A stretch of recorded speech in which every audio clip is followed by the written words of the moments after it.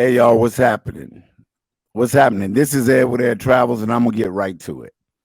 I did a live stream the other night concerning the crisis, the existential crisis that's facing black women, and the fact that they're the demographic that leads the nation in evictions. And as usual, I got backlash from that. From guess who? Predominantly black women, saying that I was gloating, that I was attacking. Of course, shame, insults, guilt, the need to be right, that I was taking pleasure somehow in this stat, or that the stats weren't correct. I mean, any deflection, any excuse, anything to attack the facts. So, I'll cut through the minutia. I'll cut through everything. I'm not doing the live about it. I'm doing the video. It's about facts, not feelings over here. I don't care what your feelings are. The facts are undisputable. Now, whether you decide that you're going to look at what's facing you, or you're going to hide your head in the sand and deflect and blame and try to shame and guilt and be the victim, is on you. But at the end of the day, the reality is you and maybe your kid's going to be on the street. I'm going to look out for mine. You can believe that. The reliance on the federal government for all of these handouts. I ain't gonna say handouts because people do need them, but these programs, the end of the moratorium on rent, the cut to food and rent benefits and other benefits, so that money can be reallocated for other things. The community was warned that winter was coming. The community was warned that this was happening. But what happened? Didn't believe it. Like your grandmother used to say, you don't believe that fat meat is greasy. Just don't believe it. That's crazy to me. That you just don't believe what's truly going on. But let's get into it, y'all. Let's get of eviction filed against them at 6.2%. Don't be fooled. Numbers speak for themselves. Marriage, being with someone, is about family and survival. And that's always been my point. There are videos that I've shown in some of the lives that I did where they were women who sat back and said, I'd rather be a single mom. I don't want the responsibilities of a marriage. I don't want the accountability of being a wife. So I'd rather have that baby on my own and get the child support and get the aid. That's a conscious decision. And then you want to turn around and blame that every black man is an absentee father. When 54% of black men don't have kids and are not married, 33% are married. So that leaves about 20-some percent that are making 80% of the babies. Again, it's about facts, not feelings here. And let's continue with the facts. Security in the U.S. since the pandemic is on track to become a crisis, and black women are being affected the most by it. According to Eviction Lab, there were more than 434,000 evictions last year. So for some context to this, the eviction moratorium was in place for a large portion of the year, but the number of renters at risk of eviction as of January spiked to about 3 million and counting.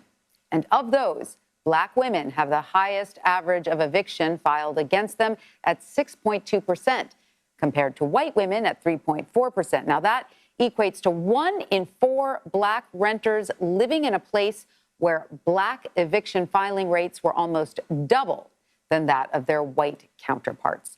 Exactly. Facts. Look at the screen. Facts. Look at the screen. That's not my feelings. Those are not my feelings. Those are facts. That's what's actually going on right now. But every time I get these responses from some of these women who this might affect, might not, I don't know. I feel that you're attacking us. Look at it for yourself. It affects black women getting affects me too. It affects my family, it affects my community. You don't think that bothers me? But let me tell you why it's hard to feel sympathy sometimes. Let me tell you why. Morning, my TikTok cuties. Auntie want to talk about a couple of things, so she gonna make a couple of videos. But the first thing I want to talk about is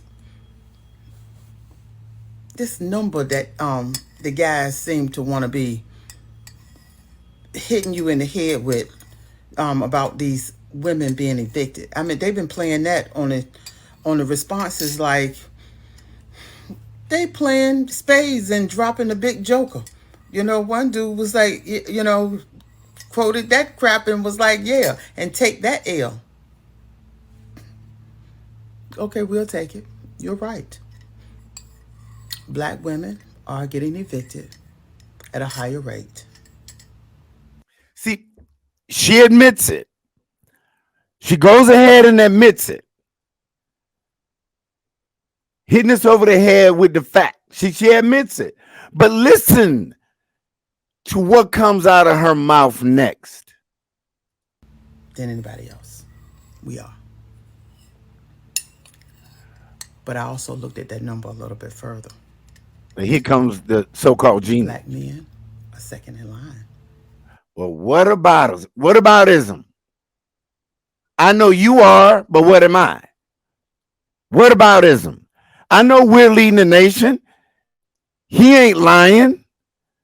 But what about y'all? What about black men too? Shame, insults, guilt. What about ism? And that's why it's hard to feel sorry sometimes. Did y'all skip over that part? No. There's not a whole lot of difference between them numbers. Not a lot at all. It's small amount. But see, you don't see black men coming on social media, holding their babies, crying, blaming black women for their homelessness. And that takes me into the next video. Because something is wrong with this. You're proving my point. What the hell is wrong with you? You're proving my point. What about ism?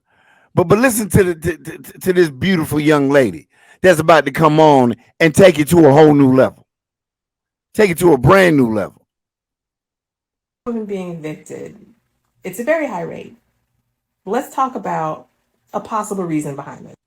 From what I've been seeing on the internet, men are saying that it's because black women aren't choosing to date or be with black men.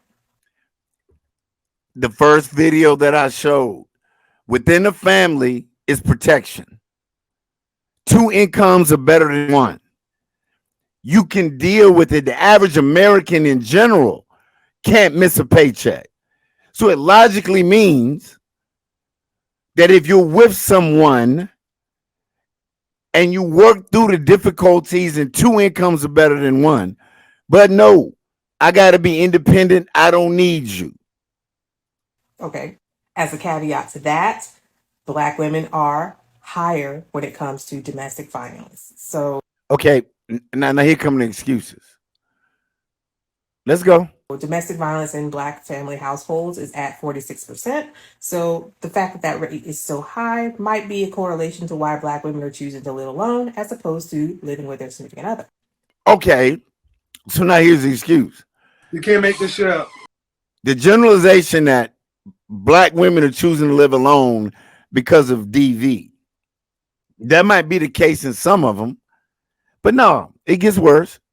Another reason why black women might be choosing to live alone as opposed to just not wanting to be with a black man is because African American male homelessness is the highest in the nation out of all the other races. I understand that you're talking about black women being evicted, but according to the statistics, black men are already homeless in most cases. So to have to join in or be in a relationship with someone that you meet who is homeless is kind of difficult.